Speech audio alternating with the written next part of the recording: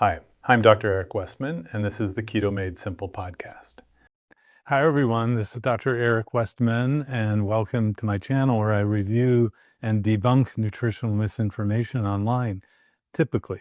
But from time to time, I get to interview movers and shakers in the nutrition, health, keto space, and it's my pleasure to have Bart Kay today. Thank you very much. It's an absolute privilege and a pleasure to be here. I've been looking forward to it for a long, long time, Doctor. Well, my pleasure. The folks who follow me, or even I like to think that I'm doing a lot of this for the patients that I see at Duke University. They may have come to me for diabetes reversal, obesity treatment, that sort of thing. Who are you to them? I mean, how your background, how you got into this area? Right. In a former life before I saw the light, I was a professor of health science for just over 2 decades in total. Not all of that time at the professorial level. It's something that you aspire to and get to at some point. But I was one of these characters that was swimming against the current for the entire time I was there, because I had the temerity to suggest to people crazy things like the exact requirement for carbohydrates on a daily basis for a human being is not 1 single gram ever. The same goes for fiber, etc. So these kind of crazy things that I was saying to students, paying students that I was not prepared to stand up and tell lies to. And so, yeah, my life in academia was not as easy as it might have been had I been someone that was prepared to just sing with the rest of the choir. So a few years back, I decided better of that and left that world behind for all time. And I was at a loose end. And so a friend of mine suggested to me, why don't you become one of these online YouTube influencers? And I was like, I didn't know there was a way you could even do what? Do people make a living doing that? It turns out that I was right. You can't make a living doing that. But anyway, nonetheless, Massive. you're actually one of these people that has millions of followers and all of that, which, most of us mere mortals are not, quite in that echelon. And so, anyway, nonetheless, here I am, still telling the truth, still educating a general public these days about metabolic health, nutritional requirements, and the falsehoods that have been fed to us quite literally for a generation. So that's what I do. And then when I'm not doing that, I decided late last year that I was finally going to do it. I was going to buy a farm, a small-ish farm. It's about just over 40 acres. Wow. And, we're running a number of head of cattle and a number of head of sheep and the rest of the animals as well, not just heads, bodies and legs too. And Where are you living now?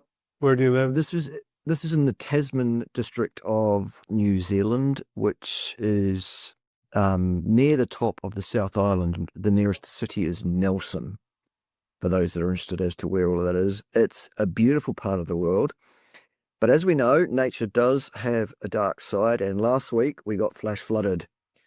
So 6 months into my career as a farmer, I'm now chasing my tail, having to clean up at just the most. It's one of these 100-year floods, they say, that seem to be happening every other year, whatever. But we've had a huge swathe, probably about a third of my land was submerged for the best part of a week, under a torrent of water that moved through at a rate you couldn't keep up with, running alongside, whole trees and things going through there. It's gouged out a swathe through the middle of my land that's probably 12 feet deep and the best part of 40 yards wide. And so, yes, there's a lot to do. Fences have been ripped out and trees have been deposited, and we've got about 2 foot of silt And so anyway, that's the joys of it. So that's me in a nutshell. Yeah, well, the at this time, this 4th of July weekend, we have Independence Day in the U.S., and there was a tragedy with a camp that got flooded with a river, and some children died. Well, hopefully this is not going to be a recurring theme, although, the idea is there's just more people, so there's going to be more interaction with. Oh, we're going to build a wall. That's what we're going to do. We're going to build a wall, Yeah, and the vegans are going to pay for it. well, um, I've was patients of mine would say, you got to listen to Bart Kay. You got Bart Kay, Bart Kay. So finally, I started watching, not all the time, but a lot of your things, and I do like your approach to things. But now I was just trying to think, were you teaching in New Zealand? And the kind of it seems to me at least the PhD folks I know from New Zealand are pretty straight about the truth. I mean, but was this you were teaching at a collegiate level where you still Yeah, have? yes, that's right. I was teaching both at collegiate and university level, there's a mixture of the polytechnical and the pure academic institutions. Not just in New Zealand, I also taught in Australia, Okay. the UK, and I taught remotely in a US institution for a short period as well. So I have been around, if you like, and I've seen the way that various different countries, I guess, do it, and Yeah. there's slightly different approaches to it, both in person and as I say, in the US situation, that was a remote posting where all the teaching I was doing was online, which was quite a thing too. It was a different approach to things. Oh, I'm Mm, sorry you're having to go through this with your land. mm. The I wonder what what's on your mind these days. I mean, what are we wrestling with other than the typical, um, people aren't up to speed on what we we know to be true about food and all. But I know you're out in the uh, other reaches looking at things. Where are you focusing to speak now? Like, I mean, Right. content wise, topically. Well, I mean, my offerings on the YouTube um, are kind of under review. I'm changing my ways a bit there, purely on an audience basis, on an algorithm basis. My approach hitherto has been to play this character, if you like, who's the grumpy professor who has this whole who's wrong on the interwebs approach, where what I'll do is I'll put up someone's video where they're spouting the accepted dogma or some nonsensical rubbish and just carve it up, basically, point by point. And I did that very abrasively, not in a sort of professional way at all. And I mean, I used very, very short words often. And the reason for that was it was a hook. Yeah. Absolutely was a hook for clicks to get some notoriety, to get an audience established. And it worked. It worked really well. It got me off to a flying start on my YouTube channel. But that very same thing that got me that start was also the thing that then became a handbrake for two reasons. One, because the algorithm started to punish that a bit. And two, because if you take that approach and you use that kind of language, you get a cult following, but then people go, I can't actually promote this guy. I can't suggest this guy to others. So I've had to, rethink it and go, okay, time to do something a bit different now to see if I can actually, now that I've got your attention sort of thing, perhaps now I can behave in a way that might be, more expected of a former academic and, just teach the stuff, maybe. I don't know. I've got like my main channel where I have been doing all of that kind of stuff is there, and it's got a reasonable sort of a cult following, as I said. I've actually got another channel that I've had all along that's all collar and tie, all professorial, none of that. Nobody watches it. So, this is your, if you're the sort of person that really enjoys, just the facts, just the education, none of the abrasiveness, none of the short words, and no references to next Tuesday, this is your opportunity, folks. You see me on Dr. Eric Westman's podcast, come and subscribe. See what you think. Well, so I try to maintain we started doing Reacts videos, partly because I'm in a clinic 4 days a week all the time. It's hard for me to generate the content, right? It takes time, and people who get massive following, they have other producers do most of it, and I'm still doing most with a small team. So, but I try to be diplomatic. In fact, the people coming to me in the clinic for their own personal reassurance that it's okay to do keto or low carb or carnivore, whatever you want to call it, they say, I'm happy with your style. You're so calm, you're so diplomatic, but that doesn't get the clicks, right? So That's right. So we're damned if we do, and we're damned if we don't. Is what it boils down to. Well, yeah. I mean, at the end of the day, the facts remain. Yeah. Unaffected by how I explain them, how Dr. Eric Westman explains them, or how anybody else attempts to explain whatever they believe to be the facts. The facts don't.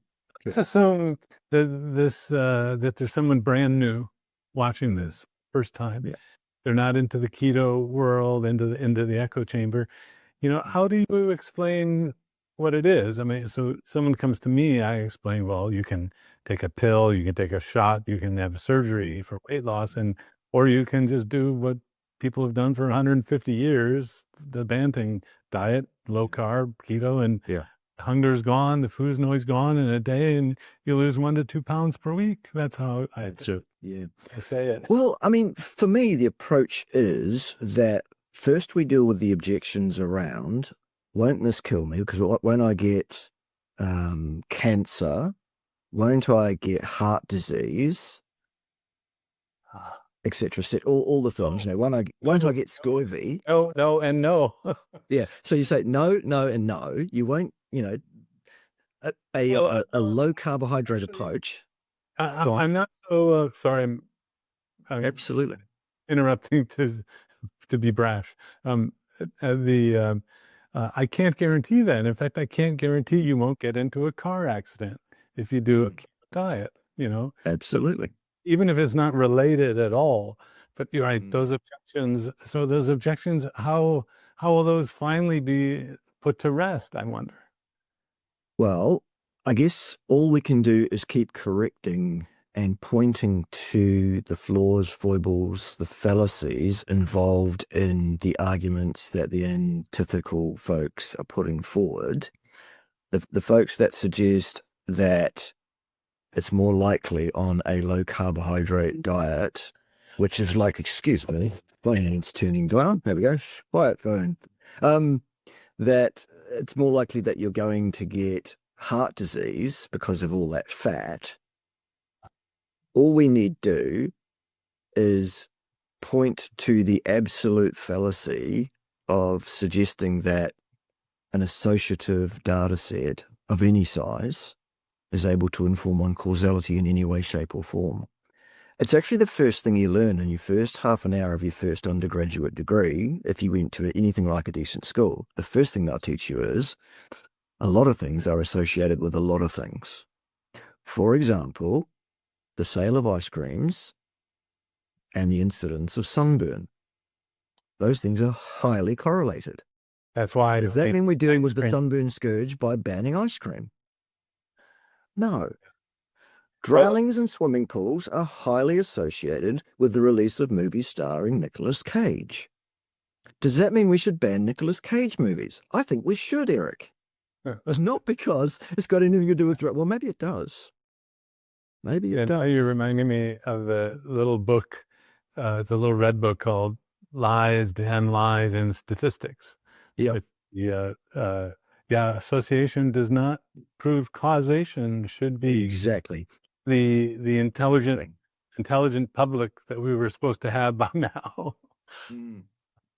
that all people would be educated, and then we'd have a great common good.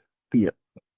So they have this area of, well, it's referred to as an area of science. It's actually an area of not only pseudoscience, but it's actually an area of anti-science, and it's called nutritional or health-based epidemiology, which I've always referred to on my channel as epididdly doodly middly moodly mology, just to make out how ridiculous this stuff is. Now, one of the things that I used to teach, and one of the things that I'm absolutely a bona fide expert in, is statistical inference and pure and applied statistics. So I understand what's being done here pretty well. All right. And what we're doing in epidemiology is we're looking at the association between, well, we're told we're looking at the association between incident disease in a population and some factor, the intake of fat, saturated fat, for example. The reality is, in epidemiology, number one, the intake of fat is not in fact measured at all in these studies. Why not? Because these studies are of millions of people over many, many decades. No, they are not measuring the intake of saturated fat in these people. What they're doing is once every 5 years or so, they're asking these people to fill in a survey about what they're eating. And they're believing what people tell them in the survey. Yeah. Now, Eric, could you tell me, please, what you had for breakfast last Tuesday? Well, that's easy. Nothing. Okay, right. But the average person is going to say, geez, I don't know. Yeah, right. So how on God's green earth are they expected to be accurate about what they've eaten for the last 5 years? I know. Even if they're of a mind to be honest. Nutritional epidemiology is flawed in so many ways. And well, I'm not done yet. Okay, keep going. So number one, we're not measuring fat. Right. We're believing what people say they ate over a lifetime. All right. Then we're looking at the incidence of disease, say heart disease or cancer or whatever it is. Are we? No, we're not. Because what we're doing is we're taking the incidence rates that are actually recorded in the medical records of folks, and we're getting a number for that. And then what we're doing is we're screwing that number up and we're throwing it over our shoulder in the ash can, and we're adjusting that incidence to something else on the basis of a procedure called multilinear regression. Yeah. Now, what's multilinear regression? What that is it's saying, okay, the association between X and Y is a line with an intercept and a slope and an error. And there's a mathematical sum that we describe that with, which says, well, pretty much X is related to Y according to this mathematical sum here with an error which is wider or narrower as the case may be. But what we can then do, that's what's called a single variate regression, X versus Y. Sunburn versus the sale of ice creams. Okay. And then what we're going to do is say, yes, but if you're older, you're more likely to get sunburn after you eat ice cream. So we're going to take people's age and we're going to X that out of there. And socioeconomic status has an impact on sunburn. So we're going to X that out of there, whatever socioeconomic status is, by the way. And what we're going to do is instead of having Y equals X plus intercept plus error, we're going to say Y equals X1 minus X2 minus X3 minus X4 minus X5. All single variate regressions stacked on top of each other mathematically, each one with an error. Not one of them able to inform on causality, because remember in the first half hour of your first undergraduate degree? So what we're actually reporting in that epidemiological study is not even the incidents that occurred. It was some fantasy. Right. Example, the health study number 2 done by the fine folks at Loma Linda a few years back, where they said here are 5 groups of people, 4 quartiles of meat consumption and a referent group who are vegans. And they said the vegans had the lowest incidence of death, the lowest incidence of diseases of every kind that you can name. Veganism's great, they said. Look, this is the proof. Until you look at their raw data, the actual incidence of disease and death. The actual raw data that study showed was that the lowest incidence of death overall and the lowest incidence of death from all of each individual of the major causes was the lowest in the group of people who ate the most meat, followed by the third quartile, the second quartile, and the first quartile of meat, and the highest incidence of death and the highest incidence of death from every single one of those sub-causes was in the vegans. And they adjusted the data set so hard that they turned the thing 180 degrees around on its face. Yeah. They lied. They outright lied to suit their theology. You see what you want to see, right? Yeah. Almost So that's like the kind of thing I teach on my channel. when still today people come in talking about the China study. I want to shudder because that was, I wish people, I'm afraid these documentary films perpetuate some of the old nutritional epidemiology stuff. But, I met a couple times with the nutritional epidemiology group at Harvard. And I explained that the evidence-based medicine world, we say, if there's not a relative risk of 2 or, or hazard ratio of 2 to 1, then we don't really know if this is clinically relevant. And Dr. Willett looked at me and said, well, we can't find things that powerfully associated, 1.4, 1.5. And I said, well, then that's not good enough. And he kind of looked at me, so I'm the young doctor he created the field of nutritional epidemiology as the textbook, and what professor wants to be told that your life's work should be thrown onto the trash bin. But then, Walter Willett's a card-carrying vegan, of course. So what was that? Or at least vegetarian. I didn't know vegan, but then the McMaster group has the Pure study. Which so Bart, the 2 wrongs make they're finding nutritional epidemiology findings that actually sugar is bad and saturated fat is fine, and yet it's still fraught with the measurement error and all that. But it was, I think, reassuring to me that a relatively unbiased, I look to McMaster as one of the evidence-based medicine meccas of the world. And yet they do clinical trials and they can be foible, have foibles like anybody. But when Andrew Menzies, I think that was his name, Menti, started coming to meetings saying, no, actually we see sugar is bad in our nutritional epidemiology. I'm like, wait a sec, maybe nutritional epidemiology isn't so bad because, they were finding things that I thought were probably true based on the other information that we developed, but no, I'm not using that information to help deliver advice to my patients. It's just not solid enough. But you can talk about it and write books about this, but it's not clinically important to me. Exactly. Yeah. Before we finish on the adjustment of data sets thing, the other thing that you learn in your first half an hour of learning about the statistics and how these multivariate regressions are done is that any statistical equation that you throw at any data set has assumptions.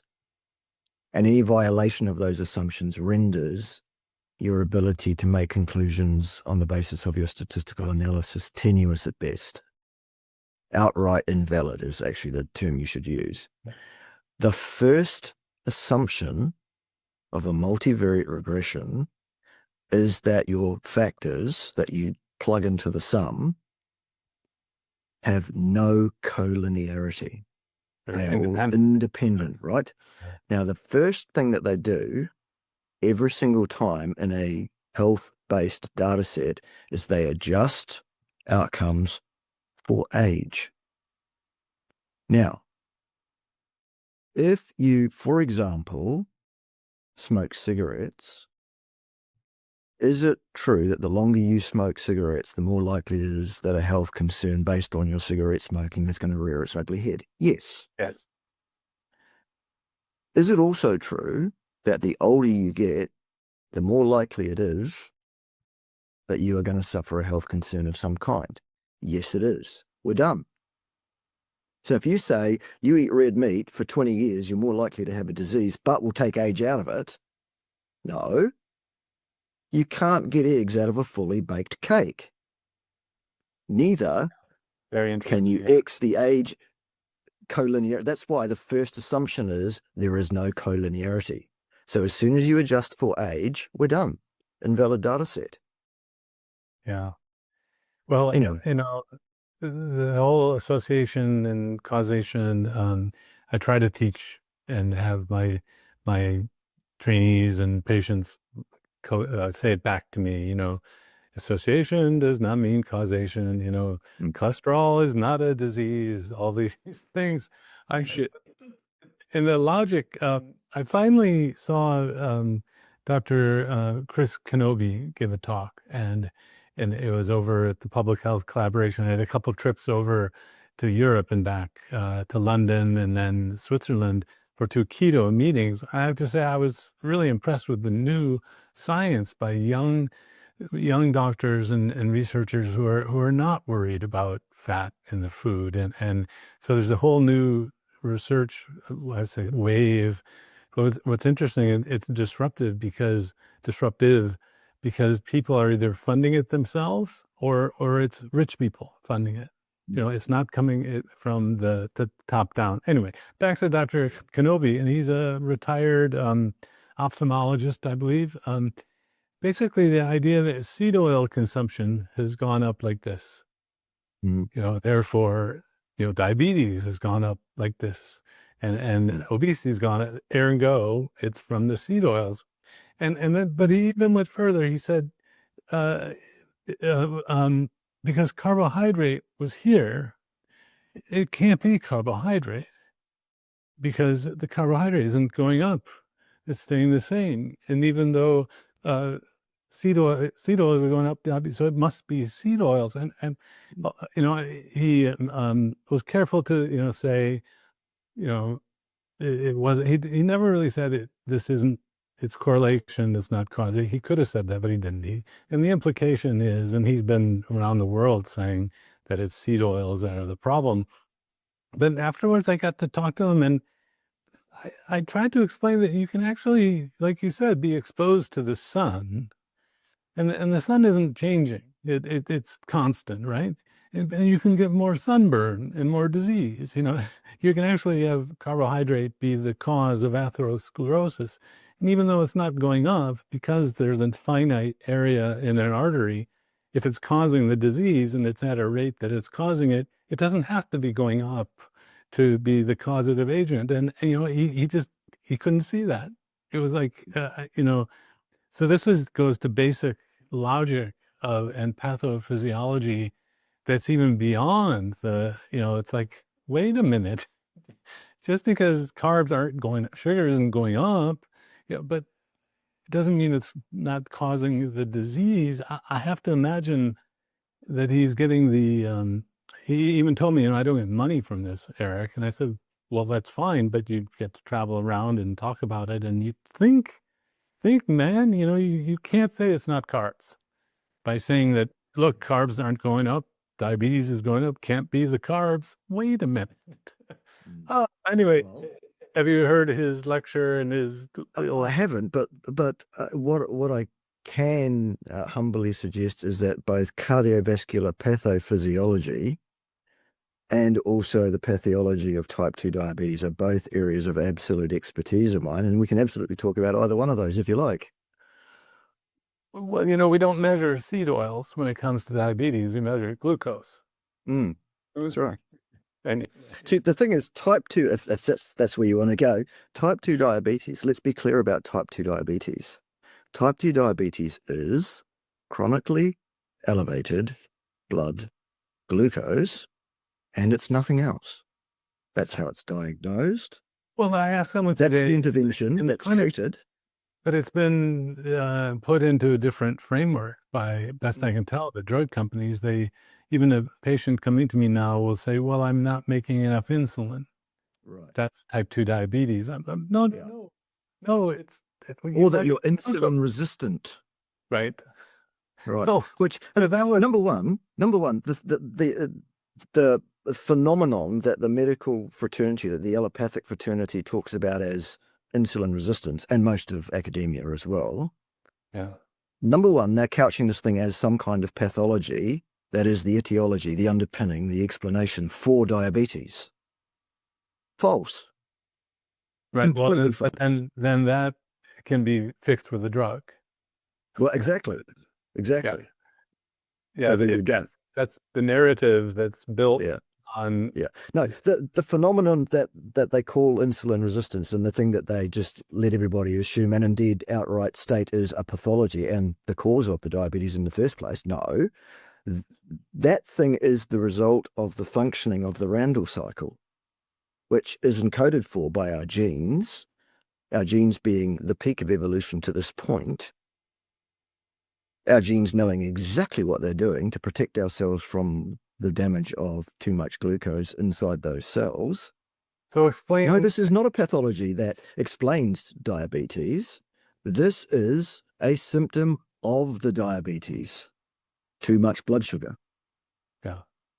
Yeah. And that's from too many carbs, right? Crazy talk, Eric. Crazy talk. Yeah. Well, in talking to Gary Taubes, who writes books on this, and I really admire his tenacity for staying on this topic as a science writer and an investigative journalist. He could have done anything with his life, and his book, Rethinking Diabetes, that came out, I think, 2 years ago now, really kind of hammered home that the idea of lowering the blood glucose with insulin was part of the practice pattern before you could measure insulin in the blood. And so that by the 1960s, when you could have the radioimmunoassay and insulin was measured, it was already high. People with type 2 diabetes, insulin was already high. And Gary kind of steps back in the book and says it in a way that I couldn't. He basically said, this is a violation of endocrinology principles, that if the insulin's high, you lower it. You don't give more of it. If the endocrinology, if the hormone's low, you give more of it. If it's high, you lower it. And so the giving insulin to someone who's type 2 is violating the endocrinology. And it's because we were giving insulin to people, whether they were type 1 or type 2, and then came up with the idea of insulin resistance to kind of explain, well, gosh, the insulin's already high. Why would they have a high glucose level? Must be resistance. So in that paper, but it's happening for a reason. In that paper, they outline the things that seem logical. You would want to cut carbs out of the diet because the insulin is high, and you want to lower the insulin level. And yet, nobody, I'm afraid, no clinical people read the paper. Well, the problem, Eric, I think you've already identified it. You can't make money by telling people to stop pouring carbohydrates down their neck. As a physician, found that out. Neither can I. I'm trying. Ask my mum; she'll tell you I'm very trying. Well, I somehow, I went out to learn from other doctors in the obesity world, and there's a method in our insurance pay system to actually do coding, and I'm busy. I'm not sitting back seeing one person a day. I'm not as busy as a GP or primary care doctor, but there are ways to make money in an insurance system where we get paid a fine salary. It's not like surgeons, but I'm a medical doctor, and most of my colleagues in the obesity world are kind of out in their own private practice, swiping credit cards and doing cash pay. But in general, a company doesn't, well, the companies that will flourish, I think, in the future, if this catches hold, are the device companies, right? If you can wear a device that shows you your blood glucose or even the ketone, but I don't, the companies that sell food want you to eat more food, and they don't, I don't think they're going to want you to eat fewer burgers, even though I can tell someone to just eat burgers at McDonald's and they lose weight because they're not eating the buns or the fries. I'm pretty confident that McDonald's isn't going to say, hey, try our keto burger and you'll eat less of them. Well, they could charge more for it to adjust to make as much money. But I don't know. What are some solutions to, you can see I'm kind of an optimist that I think, and that science eventually will out if you're able to do studies, all studies, and if there's equal funding for all studies, that's a problem. Then science will eventually right itself and find its feet, right? I mean, well, still believe that? I too am an optimist, but my optimism comes from my hope that I can get my message to more people who will appreciate that there is an absolute unassailable truth in what I say, despite maybe not liking the way I used to say it. The fact about science is that science is a rigorous, disciplined, rule-based epistemology, a way of knowing things. What is coming out in recent generations is anything but actual science. The whole industry, especially health science, is absolutely rotten and filthy to its core. I know I've been in there myself for 20-something years until I gave up a few years ago. I've seen the thing from the inside, from the coalface, and I can assure your viewers, Eric, that there is no value in anything anyone's doing in that industry. The truth always comes out, but it's not going to come out through peer-reviewed, published works because they have all been bastardized by the almighty dollar. It's as simple as that. What we all need to do now, folks, is turn our backs on that nonsense and stop deifying the science. The science. Yeah. Well, even the mantle of the doctor. That too, yes. The allopathic physician that is deified, that needs to stop. Yeah. Absolutely. These people are human beings with flaws, faults, foibles.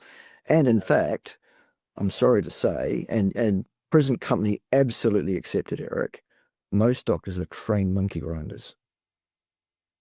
Not only do they not think, they are actually not allowed to think.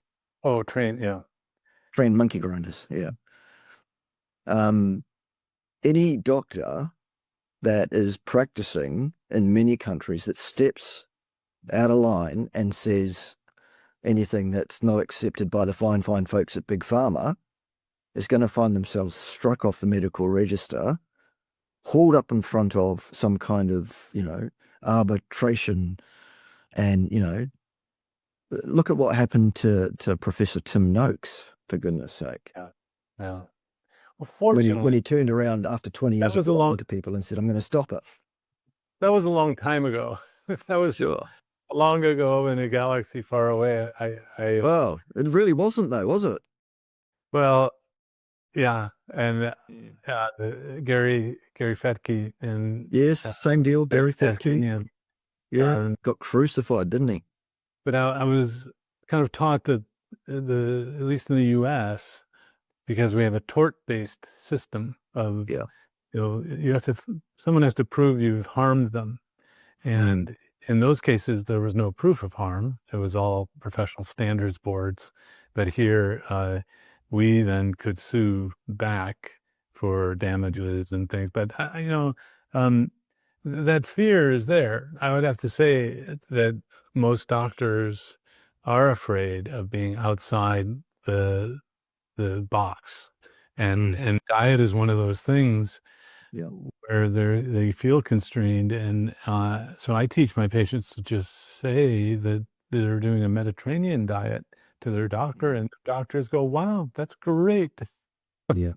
So again, sorry to be a little bit controversial, but I mean, one of my things that I always say is that an allopathically trained physician has no business talking to people about their diet.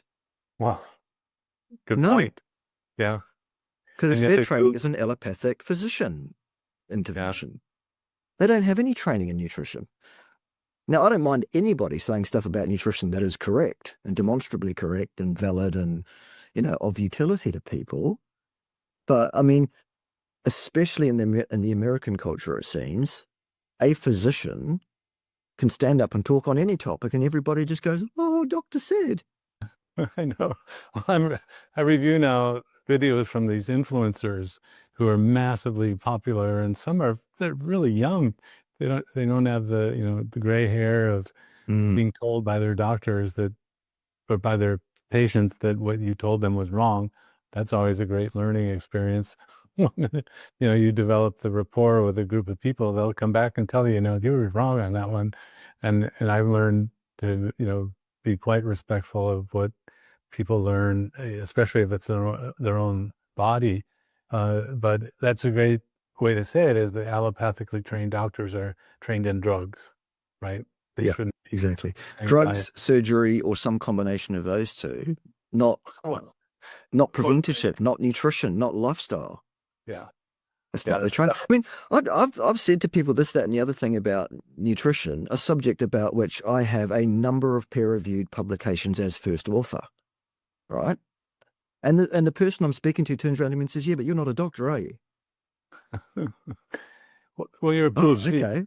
right? You're a doctor. Well, I actually have 3 advanced research degrees, so mainly because I couldn't stay on course for a whole career, and indeed I had to get out of that career altogether because I changed 3 times and still wasn't happy. So the first one was actually the physiology of rest and exercise. Then I did human nutrition for a few years, and then I did cardiovascular pathophysiology. So I've actually got 3 advanced research degrees, and yet people will turn around and say, "Yeah, but you're not a doctor." Well, actually, I'm doctor, if you like, but I'm not a physician. Ergo, I don't know anything. Of course, the other thing is, I was once told by a very, very young man, a very, very misguided, very, very sad young man, who happens to be a vegan and a very popular influencer online for some reason, that I wasn't worth listening to, and he knew more about everything than me because he could bench press more than me. That's great credibility. Awesome. We know what I'm talking about. There's a delicious kind of irony that's happening. I wonder if you're watching, and well, I'm sure you are, that the heart doctors, who cardiology field, who most doctors, they've been the most anti-fat. And especially in certain pockets of organizations, the American Heart Association, for example, saturated it's harmful and all that. Well, so they come up with a drug that allows the urine to leak sugar, the SGLT2 inhibitors. And the problem with that is bacteria and fungus and yeast like the sugar too. So some people get infections down below and die from it, whatever. But they have fewer heart failure events. And so it's all the rage now here to prescribe these SGLT2 inhibitors, because the randomized trials, of course, you have to have a lot of thousands of people to show a very small absolute risk reduction, so but that aside, they're all using it because what else do we have, but drugs. But it's now being worked out that the drugs work because they cause ketosis. And so So they're giving SGLT2 inhibitors. They also cause ketoacidosis and, bump a few people off and have hospitalization, but that's okay. People have less heart failure events. And so now I know even locally there as a doctor being funded to give ketones either IV or by drink in a research setting to look at the heart function, to see why do ketones help the heart muscle and heart failure. And so the cardiology world is learning about ketones, not through keto diets, because there's this big blinder of, well, you can't tell people to eat fat, can you? And now I have to explain, well, actually, on a diet, you can actually induce endogenous ketosis. Oh, what's this? So it's kind of And is that actually the point, more than the ketones being there in the bloodstream themselves? Who knows? well, I know I wonder, I do use the Mediterranean diet thing a lot to just teach people, tell your doctor you're doing Mediterranean, they'll be happy. But if the heart doctors finally, well, it's actually Finney and Volek who I believe are still funded to do a keto diet heart failure study that's actually like being funded. And when that's out, maybe other doctors will kind of wake up to the idea that you could get that drug, the SGLT2 inhibitor effect, by just changing the food. And of course, they'll say, well, where's the clinical trial of heart failure reversal? And then we say, well, you also have the side effects of those drugs. I thought that was a delicious irony or twist, that the allopathic doctor learns about ketosis from a drug that causes ketosis.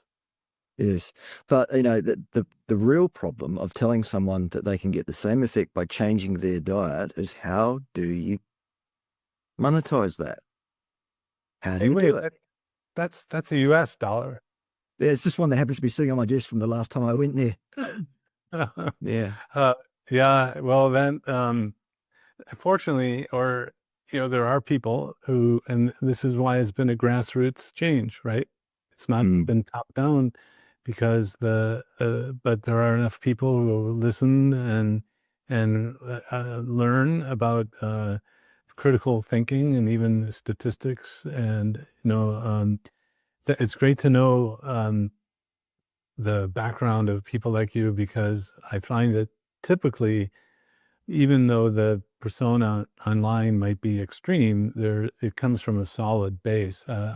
In Europe, I just met Anthony Chafee, for example. He's a good mate of mine. Yep. Talk about super smart. I mean, and rugby player in the UK, and so and he's been a leader in the carnivore movement. In fact, so many people now are coming to my clinic I kind of passively stick up for carnivore on my YouTube channel, and I'm hearing stories and resolution of issues that I'm teaching a carnivore course that's open in August. So this year, for the first time at Adapt Your Life Academy, we'll be talking about the carnivore. So are you actually going to come fully to the dark side, Eric? Join me. I will complete your training. Well, see, I can't. It really is just eat meat, but you can't sell that, right? So how do I? So for 20, well, okay, it's more than $20, but so we are going to have our first carnivore course, and part of our we get people in a Facebook group and help overcome some of those barriers that you're saying, that and even the experience of starting it and following it. I learned that actually in a residential treatment program here in Durham. I worked for a small period of time in a place where people came from all over the world. We weren't using a keto diet, but all you had to do is not have them eat the junk elsewhere. And well, so the darks, I would say I'm flirting with the dark side of, I still teach. Good. Let it flow through you. Well, I love it. What's your take talking about carnivore and getting feedback from people? What your most recent thoughts about that? Yeah. Look, the thing about me is that the way I've behaved, the way I've performed, the character I've played, the abrasiveness, the sweariness, all of that, as part of that, and also as part of, swimming against the current for 20-something years in academia, what I do is I make sure that what I say is absolutely unassailable before I say it. So I don't say, last month, folks, I was telling you to eat this way. I was wrong. Aren't I brave for telling you that I was wrong? And aren't I, so open-minded for being, no. My message has been absolutely rock solid from the beginning, from the start. The absolutely appropriate species-specific diet for a human being is 100% carnivore. Always has been, always will be. Fact. Well, I just participated in a study at Duke. The results aren't out. Literally, I'm a subject. I gave my fingernail. I'm afraid I had a little dirt. They said, no problem. I gave a little hair. They're actually going to be looking at the radio. They're going to be looking at radioisotopes in the hair and the nails across a different dietary pattern. And the idea, this is an anthropological group at Duke. The idea is then to take fossil samples of hair and see if you can really figure out what they ate back then. Because they were probably all doing a vegan diet, right? Well, there's already nitrogen isotope testing studies available on human skeletal remains of everything up to 110,000 years old, which still have viable collagen in the long bones. And the results on that are in, and all human beings that they've ever tested of any skeletons over about 12,000 years old, i.e. pre-agrarian revolution, every single one of them comes back with the same number within about 5%.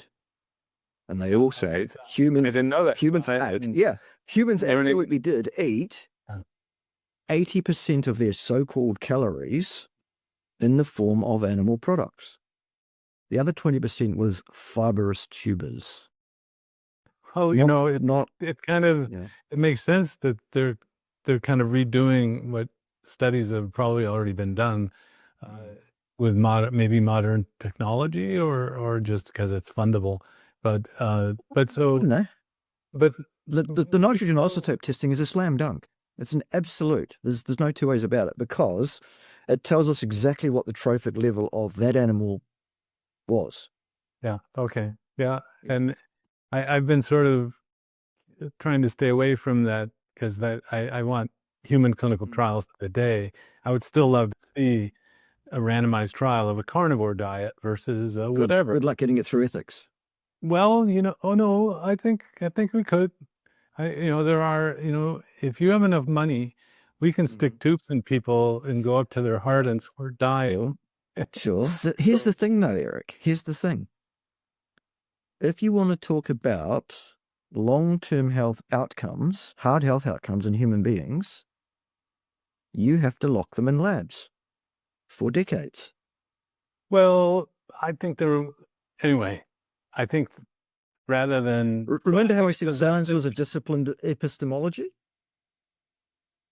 Science is a disciplined epistemology. It's a way of knowing things that requires you to follow certain rules. Yeah. If you want to say cause, effect, or risk, you have to do an experimental interventional trial. Yeah. If you want to talk about long-term health outcomes over multiple decades in human beings, then your subjects must be human beings, and they must be under lock and key for observation and control. So of course there's a practicality and exactly, it cannot be done. Well, but that's what I mean by good luck getting it through ethics. Because if you're going to do decent science, you have to do decent science. Otherwise, don't bother. Yeah, and I agree and I disagree. So okay, let's follow people. You can start the clock now and follow people over time with a certain level of, we measure ketones. We don't do the food frequency questionnaire like the nutritional epidemiologist. And then so I find in my clinic, the weight is a pretty good marker of adherence. as they're losing weight. I mean, so there are times where you can validate what someone's eating in different ways, but the reason I say it's important to say this can be studied is it can, although it may take time and money, but it's to me the last vestige of the person who is not a scientist to say, well, you couldn't study it, because then it's just religion, right?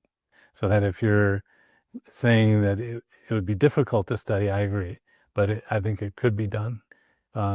What I'm saying, Eric, let me be very clear once again. Yes, you can do studies, you can look into things, you can make inferences of whatever quality. What you cannot do, what you absolutely cannot do, is talk about cause, effect, or risk, because you have not done the experimental study. Because you can't do the experimental study because ethics will not allow it. But if you had an alien come from another planet, you would study it, right? You wouldn't say, "Oh, it's not experimental." It's not. So there's a So there's a difference between studying something, looking at something, considering something, and knowing, making inferences about something, and doing the science that can tell us cause, effect, and risk. So what I'm saying is, what we need to do is lose those words from our lexicon when we're talking to people about health, because we do not have the science to underpin that. It's ill-disciplined to suggest that we do. It does not exist. Still. Yeah, and yet, like we've kind of, to summarize, don't look to the powers that be, the authority, the research, the doctor who's allopathically trained for the answers. We can measure our own bodies and find data and how we feel, outcomes. One of the big changes that's happened with my thinking is I go from I'm not just talking about blood lipids anymore. I ask people to get the arteries checked. It's now feasible enough to get ultrasound of the big arteries and CT calcium scores. Right. And so what you're doing there is you're cutting out the proxy measure that's actually invalid anyway. And you're looking at the actual disease process. I know. And yet not everyone can get access to those kinds of tests. A lot of people in our area have to pay out of pocket for it. So I don't like the uneven application of something, but I do a lot of talking about going from cholesterol LDL to triglyceride HDL, that ratio in the blood, and right. So I guess the statistics matter, and the nutritional epidemiology as a field is not a great source of even hypothesis generating information, although that's where I kind of put it. It's not hypothesis testing, it's hypothesis generating at best.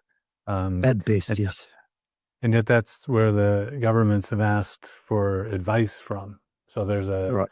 Well, that actually does make sense, though. That does make sense, because at the end of the day, what the government generally is doing is holding the purse strings. And if they can get some indication of population outcomes, then they've got some idea of how to manipulate that population rather than how to look after. Because anyone that thinks the government's out there to look after us, no.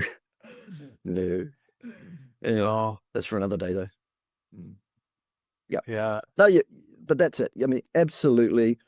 I think where you're getting to there, Eric, is that at the end of the day, the best arbiter, the best way for you to determine what is good is to mess around and find out. Give this thing a go. I would say that again. Give this thing a go, this low carb or even better, fully carnivorous diet. Yeah. I would say this caveat though. Whatever your diet is now, today, do not hammer over and change your diet markedly overnight. That will mess you up. Don't do that. Change your diet to where you want it to be slowly. Gradually. Your microbiome needs to adjust. Not the microbiome. It needs to adjust. Yeah. Yeah.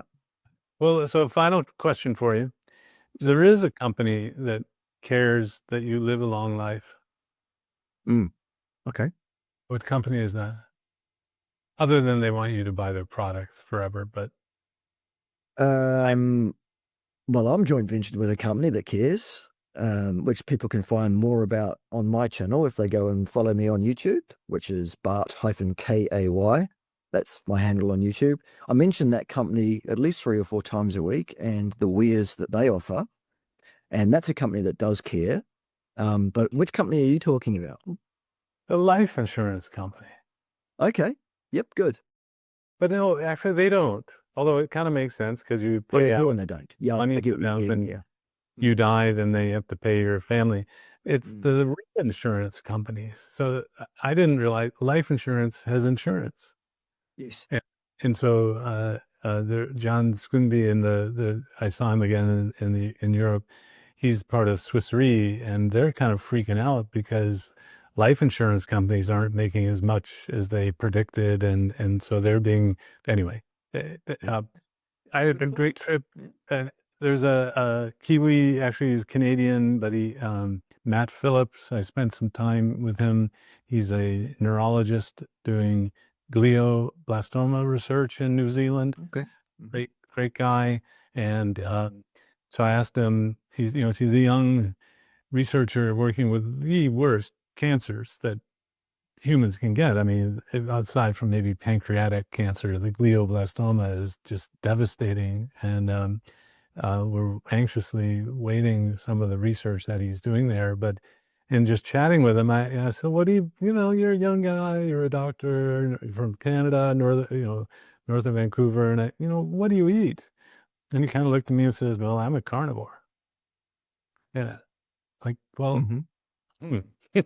so, super smart, young, active, athletic, doing more and more. The younger doctors even are looking carefully at the blood and seeing even changes that seem beneficial, at least for the moment. So I'm open to it. I'm even going to be teaching the carnivore diet in a course. Awesome. So, Awesome. I'm really I'd like pleased to to know hear that. that. I'm But really I think I pleased to gave hear you a hard time last time we were together talking about it. So, and you're used to that though, right? I am. So I think if you did give me a hard time, it was water off a duck's back. I didn't even notice. I thought, geez, Eric was easy to talk to. He didn't even give me any grief at all. So you failed. Sorry. Well, There it is. time flies, and I thank you so much for taking time, and hopefully you'll get all the land back into shape. A lot of people, it's going to be the exit strategy for a lot of people is becoming gentlemen farmers. I'm seeing this as a theme, Yes. but I hope it goes well. And Thank you very much. I appreciate it. thanks And for your thank you time. Let's very do much for it having me again on. sometime. Yes, absolutely. And, once you get started down this carnivore diet and you realize that it really is the panacea that it's made out to be by those of us that are there, we can join forces, as I say, and we can rule the universe. And we can say, trust us, we're the science. We're safe and effective. Don't question the science. Be careful. I'm a huge Star Wars fan, and Well, I noticed that. That's why we got 3 or 4 of those really good Star Wars jokes in during the chat. Good. take care now. All right, thanks, Eric. Bye-bye. If you enjoyed this video, consider joining our YouTube membership for early access and exclusive live Q&As with me. Just click the join button below or support us with a PayPal in the description.